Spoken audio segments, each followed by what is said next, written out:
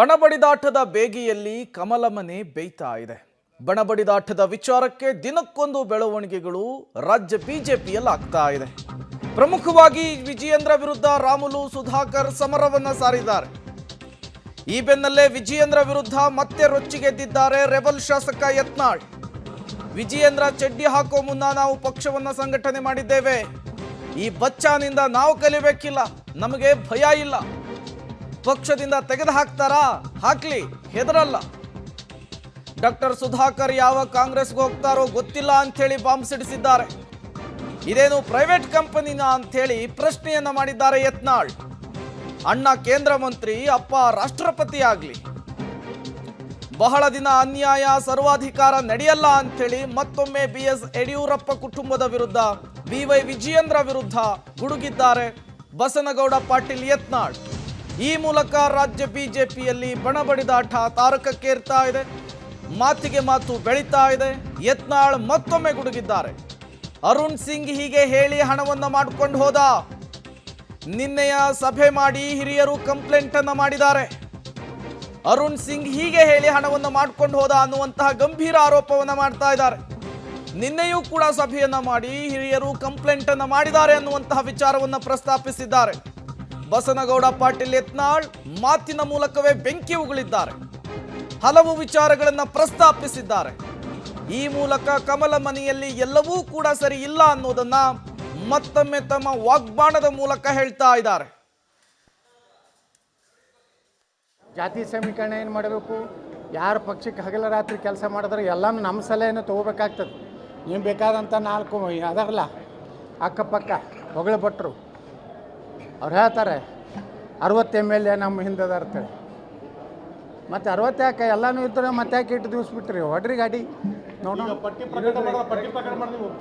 ಈಗ ಈ ಎಲ್ಲ ಪ್ರೊಸೆಸ್ ನೋಡಿದ್ರೆ ಮಾಜಿ KJPಗಳಿಗೆ ಹೆಚ್ಚಿನ ಆದ್ಯತೆಯೋ ಅದರಂತೆ ಪಾರ್ಟಿ ಒಳಗೆ 2 ಭಾಗ ಮಾಡುವ ಪ್ರಯತ್ನ ಮಾಡ್ತಾರೆ. ಮಾಜಿ KJP ಒಳಗೂ ಇನ್ನೂ ಅತಿ ನಿಷ್ಠಾವಂತರು ಯಾರದಾರು ಅವ್ರಿಗೆ ಅಡ್ಡೆ ಆದ್ಯತೆ. ಹೊಗಳು ಭಟ್ರು ಅವ್ರದ್ದೆಲ್ಲ ವ್ಯವಸ್ಥೆ ಮಾಡೋರು, ರಿಯಲ್ ಎಸ್ಟೇಟ್ ಮಾಡಿ ದುಡ್ಡು ಮಾಡೋರು, ಪಕ್ಷವನ್ನು ಅಡ್ಜಸ್ಟ್ಮೆಂಟ್ದಿಂದ ಈಗಾಗಲೇ ಬಲಿ ಕೊಟ್ಟಾರೆ. ಅದರ ಮುಂದುವರೆದ ಭಾಗ ಅಷ್ಟೇ. ಸರ್, ಈಗ ಅಗರ್ವಾಲ್ ಅವರು ಕೂಡ ಪಕ್ಷಪಾತಿಯಾಗಿ ನಡ್ಕೊಳ್ತಾ ಇದ್ದಾರೆ ಅಂತ ಆರೋಪನ ವಿಜಯೇಂದ್ರ ಪರವಾಗಿದ್ದಾರೆ ಅಂತ. ಈಗ ನೀವು ನೋಡಿದ್ರೆ ನಿಮ್ಗೆ ಗೊತ್ತಾಗ್ತದಲ್ರಿ ಯಾರು ಪಕ್ಷಪಾತಿ ಅದಾರೆ, ಯಾರು ನಿಪಕ್ಷಪಾತಿ ಅದಾರೆ, ಯಾರು ಏನು ನಡೆಸ್ಯಾರ ಅನ್ನೋದು ಯತ್ನಾಳ್ ಹೇಳಬೇಕಾಗಿಲ್ಲ. ಎಲ್ಲರ ಮನಸ್ಸಿನಾಗಿದೆ. ಯಾರೂ ನಾ ಮೊದಲು ಧೈರ್ಯ ಮಾಡ್ದವು ಪಕ್ಷ ಉಳಿಸೋಕ್ಕೆ ನೀವು ಮಾಡಿದ ಪ್ರಯತ್ನ ಎಲ್ಲ ವ್ಯರ್ಥ ಅಂತ. ಇನ್ನು 3 ತಿಂಗಳದಾಗ ಎಲ್ಲ ವ್ಯರ್ಥಿದ್ದದ್ದು ಗುರ್ತಾಗ್ತೈತೆ. ಅದು ಜನ ಏನು ಸುಮ್ಕೊಂಡಿರ್ತಾರೇನ್ರಿ? ನೀವು ಯಾವನಾರೇ ಒಂದು ತಂದು ಹುಲಿಯೇ ತಂದು ಕೂಡ ಹುಲಿ ಆಗ್ತೈತೆ. ಹುಲಿ ಆಗ್ಬೇಕಾದ್ರೆ ಜನರಿಂದ ಆಗ್ಬೇಕು. ನೀವು ಎಲ್ಲರೇ ಒಂದಿಟ್ಟು ಅಡ್ವರ್ಟೈಸ್ಮೆಂಟ್ ಕೊಟ್ಟು ರಾಜ ಹುಲಿ ಬೆಟ್ಟದ ಹುಲಿ ಅಂತ ನೀವು ಬರ್ಸ್ಕೊಂಡ್ರೆ ನಾವೇನು ಮಾಡೋಕ್ಕಾಗಬೇಕು? ಅಡ್ವರ್ಟೈಸ್ಮೆಂಟ್ ಕೆಲವೊಂದು ಪ್ರಚಾರಗಳು ಸಿಗ್ತಾವೆ. ರಾಜ ಹುಲಿನ ಅನ್ಬೋದು, ಏಕಚಕ್ರಾಧಿಪತ್ಯ ಅನ್ಬೋದು. ನಾವೇನು ಹೇಳ್ಕೊಂಡಿವೇನು? ನಾವು ಒಮ್ಮೆ ಹೇಳ್ಕೊಂಡಿನಿ ಹೇಳ್ರಿ ನೋಡೋಣ. ಅವೆಲ್ಲ ನೀವು ಮಾಧ್ಯಮದವ್ರು ತಯಾರು ಮಾಡೋ ಅರ್ಧ ಗಂಟೆ ಹಿಂದಿನ ವಿಶೇಷತೆ ಏನು ಹೊಡಿತಿರಲ್ಲ ಅದರ ಹೊಡ್ಕೋತ್ಕೊಂಡು ನಾಳೆ ನೀವು ಸಭೆ ಇದೆಯಾ? ಸಭೆ ಅಜೆಂಡಾ ಏನು, ಎಷ್ಟೊತ್ತಿಗೆ ಇರುತ್ತೆ? ನಿಮ್ಮ ಯಾವ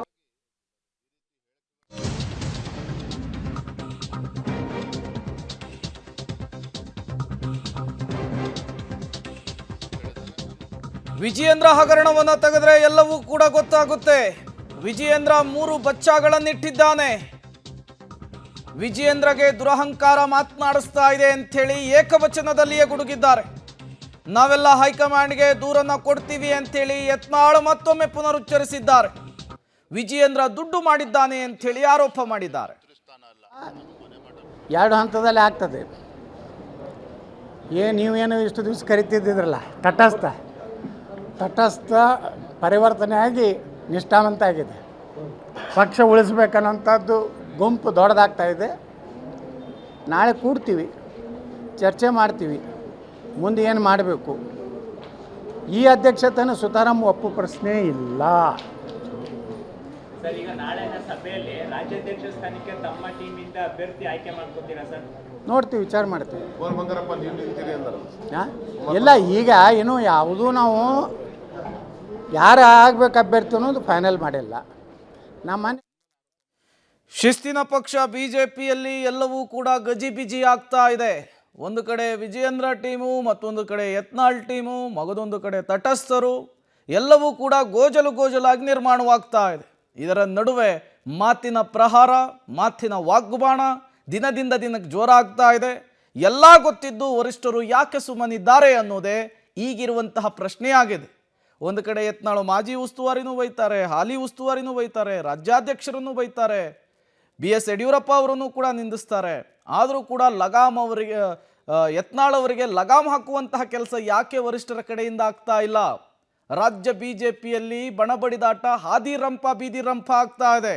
ಆದರೂ ಕೂಡ ವರಿಷ್ಠರು ಮಧ್ಯಪ್ರವೇಶವನ್ನು ಮಾಡಲಿಕ್ಕೆ ಮೀನಾಮೇಷ ಎಣಿಸ್ತಾ ಇರೋದು ಯಾಕೆ ಅನ್ನೋದೇ ಈಗಿರುವಂತಹ $1 ಮಿಲಿಯನ್ ಪ್ರಶ್ನೆ.